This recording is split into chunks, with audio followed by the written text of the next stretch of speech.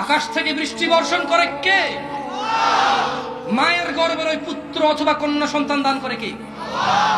অসুস্থকে সুস্থ করে কে? অনাহারকে অন্ন যোগান দেয় কে? মৃত্যুর পর আমরা কার কাছে যাব? তাহলে প্রশংসা কার? আলহামদুলিল্লাহ, আলহামদুলিল্লাহ, আলহামদুলিল্লাহ।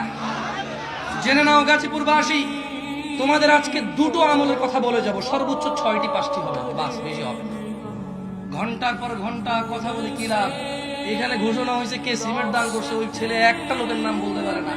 আমি 2 ঘন্টা কথা বলার পরে এখানে যদি ও একটা হাদিস না বলতে পারে, ও যদি এখানে একটা দোয়া মুখস্থ না করতে পারে, ও যদি এখান থেকে একটা আমাল না নিতে পারে, ও যদি একটা কুকর্ম বর্জন না করতে পারে, 2 ঘন্টা না 200 ঘন্টা কথা বলে লাভ কি?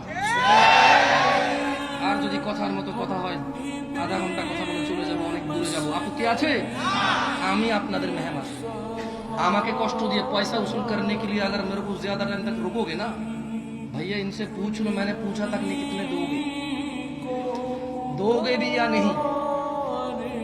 मैं बड़ा दूर से आने वाला हूँ, मेरे खर्चे ज्यादा, मैंने कुछ नहीं बोला भाई, मेरे से पैसा वसूलने की कोई जरूरत नहीं है, मैंने कुछ लिए ही नहीं, समझे?